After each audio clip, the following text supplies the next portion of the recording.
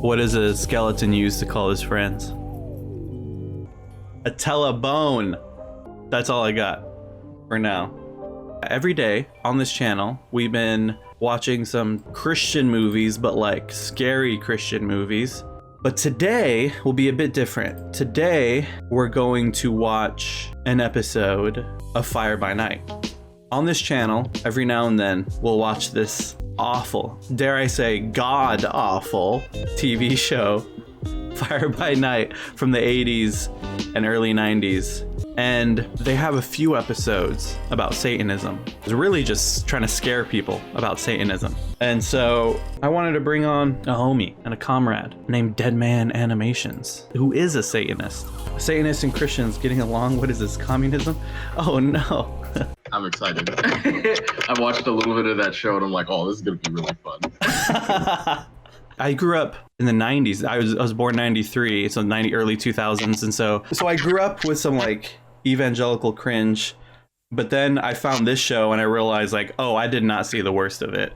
Like 80s evangelical cringe was way worse than 90s evangelical cringe. Oh, it's so different. Like, especially if you've seen like the just straight like televangelist programs. That's like, that was their whole grift. Like, they would just come on and be like, today we're talking about Dungeons and Dragons. And they'd like buy it just to talk about it for like the whole show and how like, you know, this card, you know, this is some occult stuff. And it's just like a wizard on it.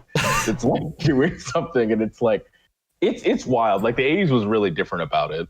So we've been watching some of these movies and it's like people are reminded of like these memories of where they had to watch some of this stuff. And now we could watch this stuff and just be honest about it. And laugh at things that deserve to be laughed at, and think back at times where we couldn't laugh at those things and we had to be very serious about it, and even being reminded of things that we were so scared of, which really comes down to difference, big fear of any sort of difference. And so I think it's important to be like, there's some catharsis to be able to look back at this stuff and laugh and be honest about what all this stuff is. So that's been like pretty cool to be a part of in the chat. And I know a big thing that people were scared of in this environment was Satan in general, but then also any mention of Satanism and Satanists. And there's all these scary stories of these evil Satanists with these evil rituals and all that stuff. But yeah, so I wanted to bring you on for you to talk about like what Satanism actually is. There is a nugget of truth to the kind of rumors that Christians talk about, but like it's so fringe and off the spectrum. It's like if I was a Satanist to compare every Christian to like the Westboro Baptist Church or like the Jesus Camp people. It's like it in no way represents the vast majority of Satanists. They're very much just like the people used to kind of demonize other Satanists. But I do like to mention them because it shows like that the religion does have like a context, and some people will use it for right-wing extremes. So for me, it was a gradual process. One thing that really shaped my kind of coming to that position was learning more about it.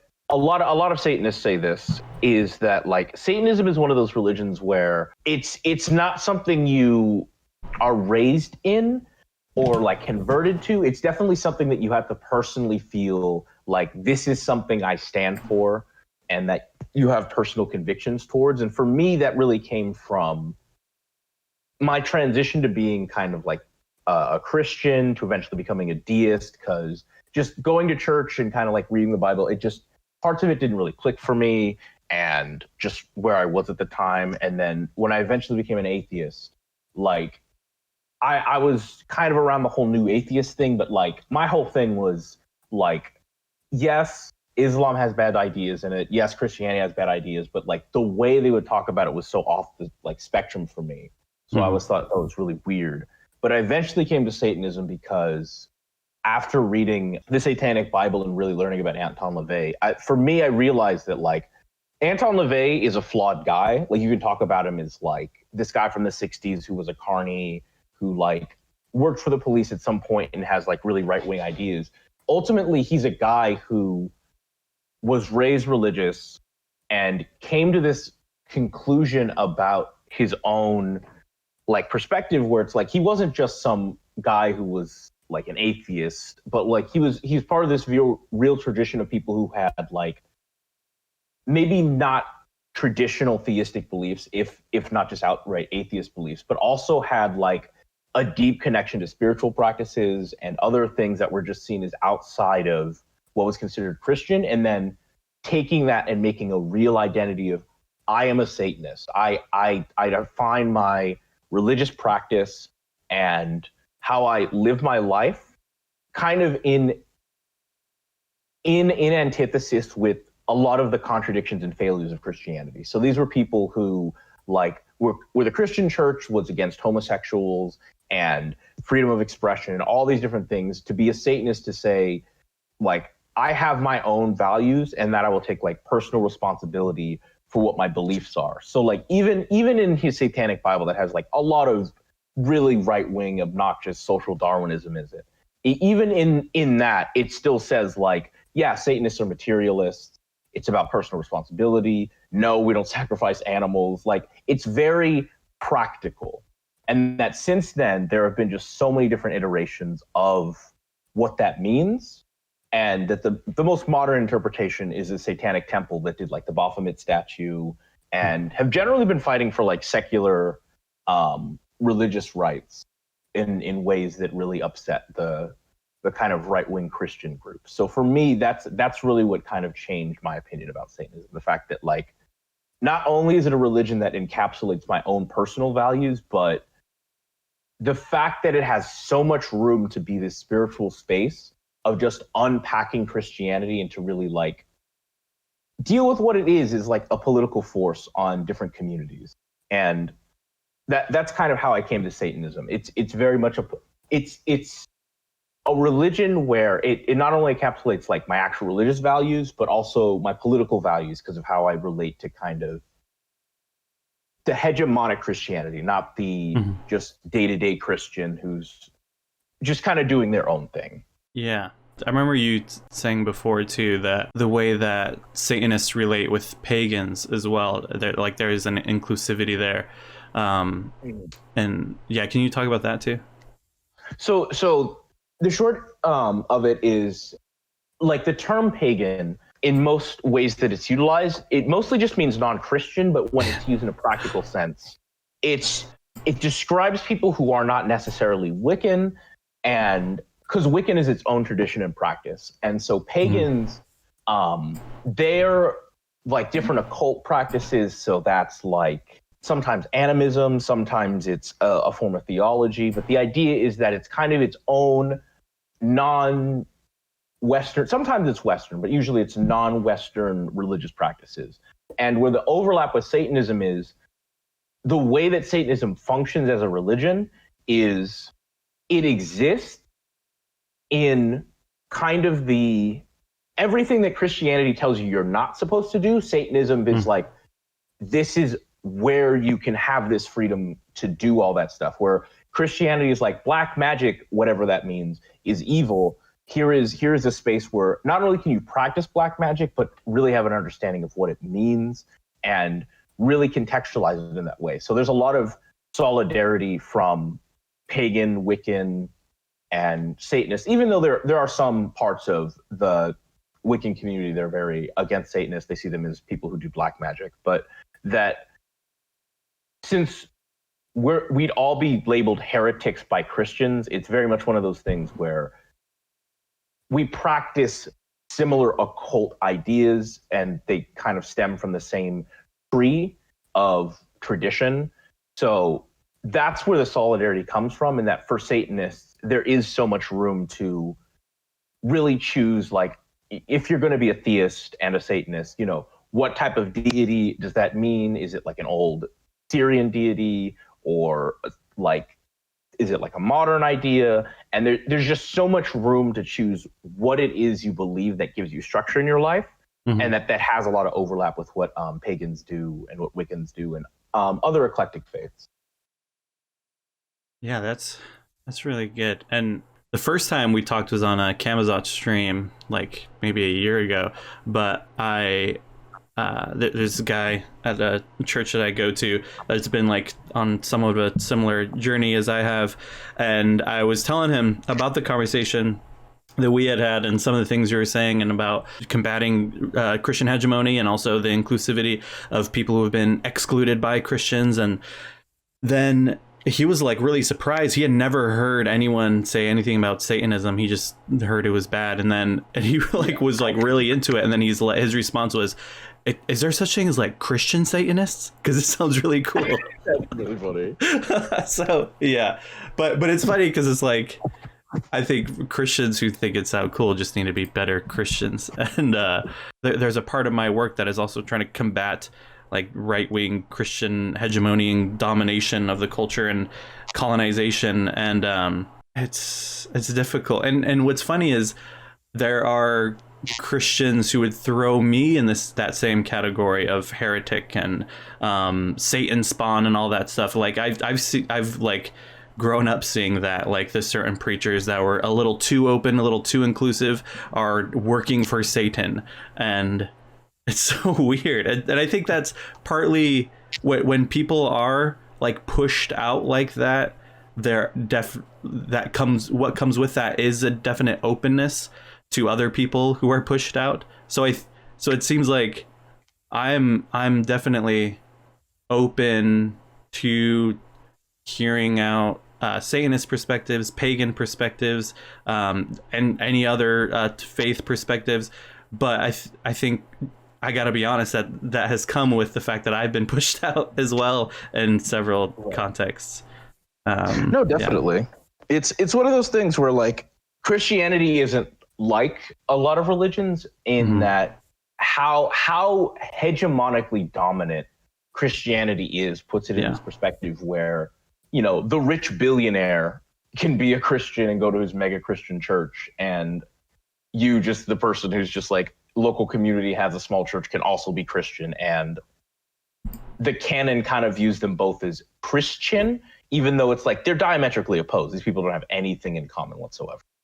And it just, it makes it really frustrating to kind of deal with how you deal with your religious values. Because you're like, in essence, it's the same kind of faith around Jesus and his significance and kind of living up to his values and understanding his works.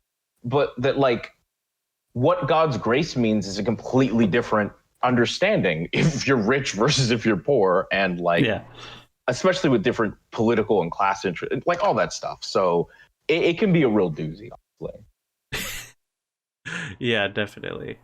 Yeah, it's been interesting. Like a lot of people who do watch my channel, it has been a path of growing up in a conservative Christian environment, and then they start to actually interact with the people that they said were really bad, or do the things that they said were really bad, and they grow, and then they leave their conservative Christian environment, and then a lot of them end up finding themselves in some sort of socialist politics.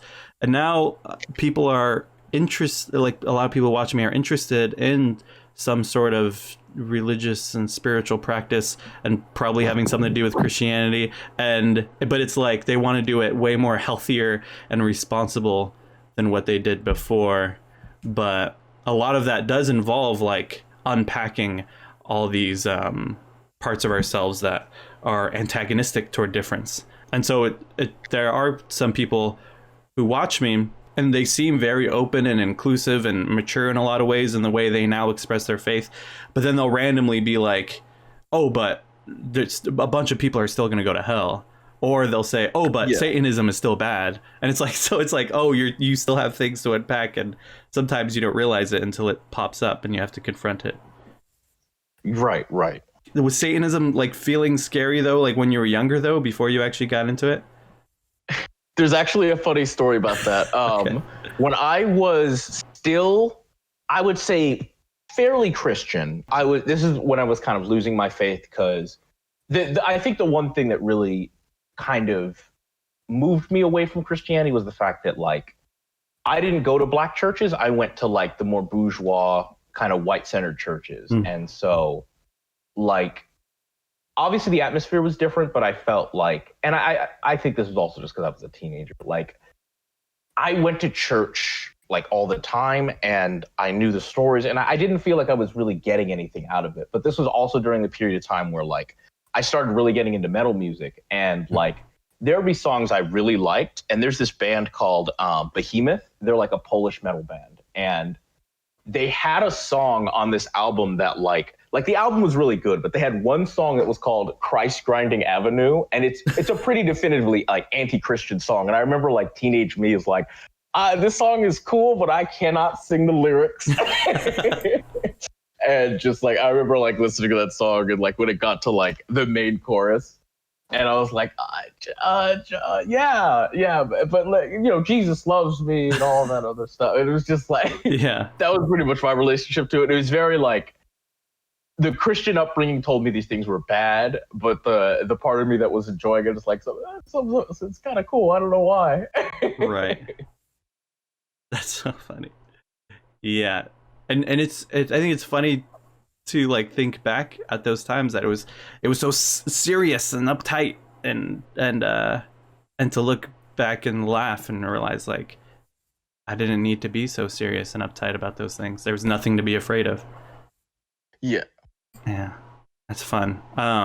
So this episode of this show, Fire by Nite, we're about to watch was from 1988, and they're talking about Satanism and pushing a lot of Satanic Panic stuff. And there's this guy that I only skimmed through the episode, so I haven't watched all of it, but there's this guy that they interview named Mike Warnke. Have you heard of him?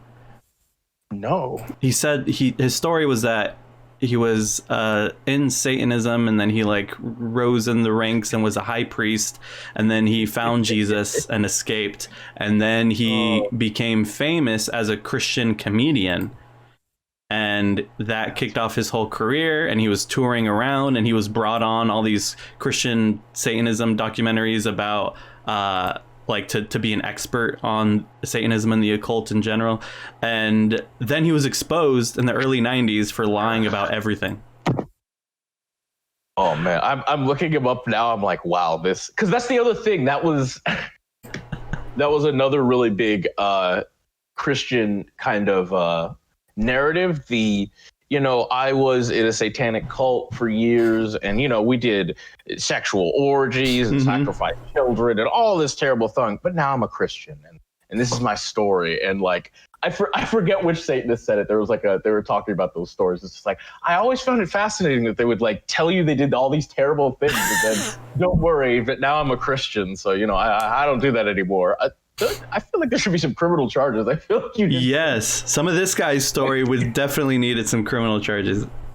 It was so weird. Yeah, that's the thing. It's like it's definitely one of those really build up Satanism to be this otherworldly, like just horrid kind of culture of violence and exploitation, and just that focus on just abusing children and stuff like that. That was such a big thing in how a lot of these myths about Satanism came to be. And like with his thing specifically, just like making a book about it, that's a big part of the Satanic Panic. Is a lot of it just came from this Christian literature. I think one of the big ones, it's not Rosemary's Baby.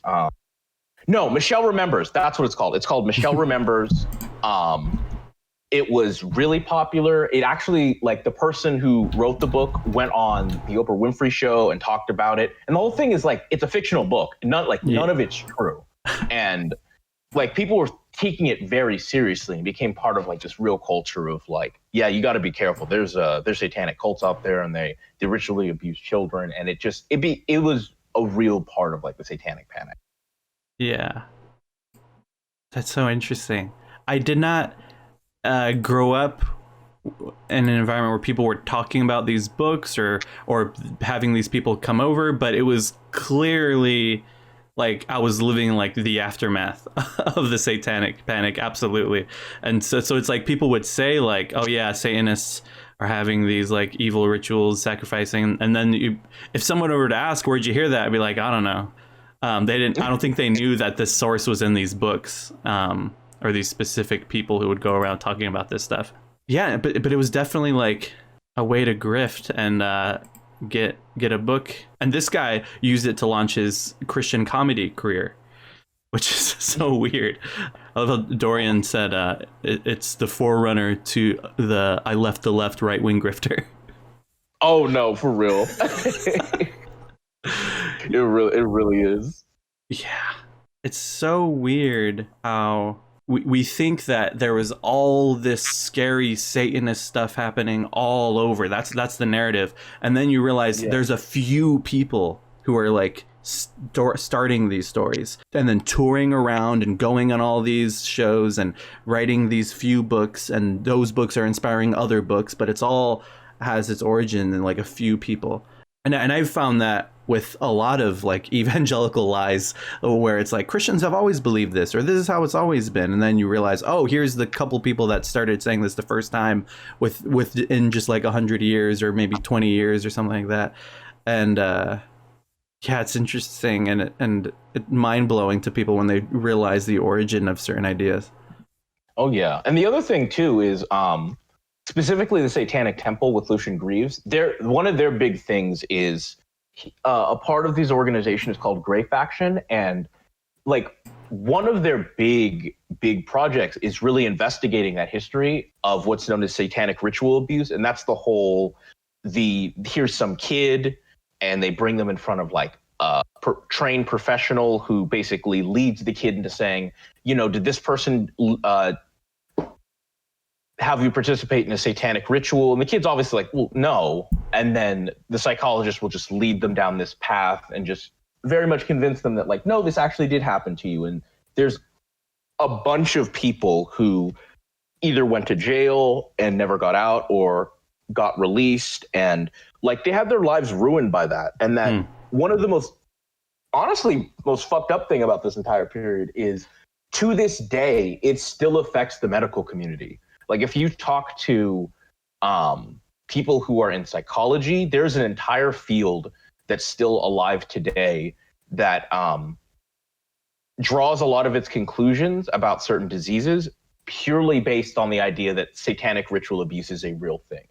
And that there's like a whole community about it. And you can go to YouTube and just, I think it's Lucian Greaves' Satanic Ritual Abuse, because there's a whole lecture on it, and like they hold conferences about this, and they're like professionals with like accreditation who will talk about satanic ritual abuse like it's a real thing that still happens and how they still look out for it. And it's honestly really, really scary that like it's still a thing. People really do believe that like there are these like hidden organizations of Satanists who like do all of this heinous, violent, sexual stuff to like children and then somehow make them forget it using like dark magic or something. And it's like, this was all happening, like, especially in the 80s during the period of time where like all of these scandals were happening with different Christian churches and especially the Catholic Church of just like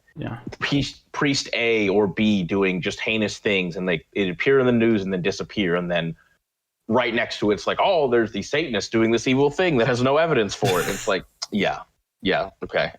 Yeah, that's a great point. I didn't think about that projection going on there of all these churches being really dangerous place for kids, and then saying that no, it's a Satanist.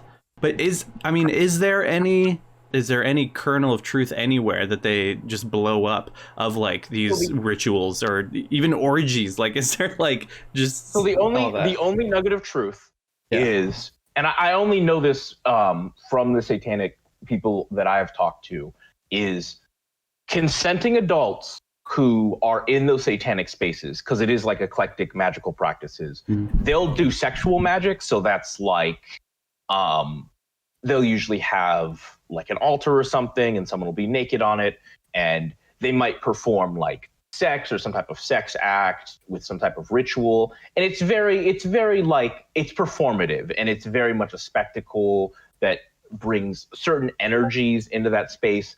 And it very much ties into the idea of being an act of heresy or blasphemy, of just kind of taking what are considered taboo, something like sex, and really gaining a kind of power from it. But the idea is it's consenting adults and that there's a process to it. It's very performative, and like it's not something they do in a kind of violence, like, oh, we kidnap people and do this heinous, like no, that's all Hollywood. Like that is not at all what Satanists do.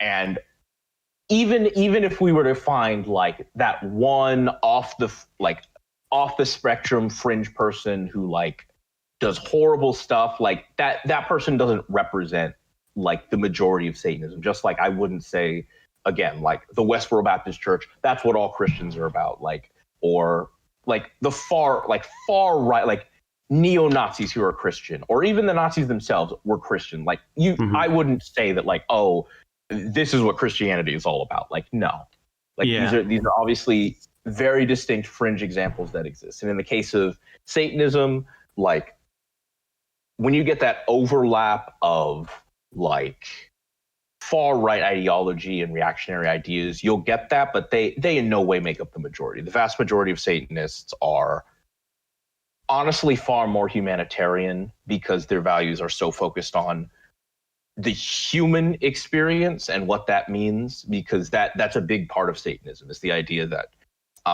instead of being so focused on God, it's focused on what is possible as an individual, as a person. Like the idea that your power comes from yourself and your ability to take responsibility and to shape the material world based on your own action. So a lot of stuff like that means a lot of Satanists are people who, they just respect hard work. They respect people who like do community organize. They respect people who can demonstrate on their own capacity and stuff like that. So stuff that's just needlessly cruel and stuff like that, that stuff is looked down upon. That's truly unnecessary.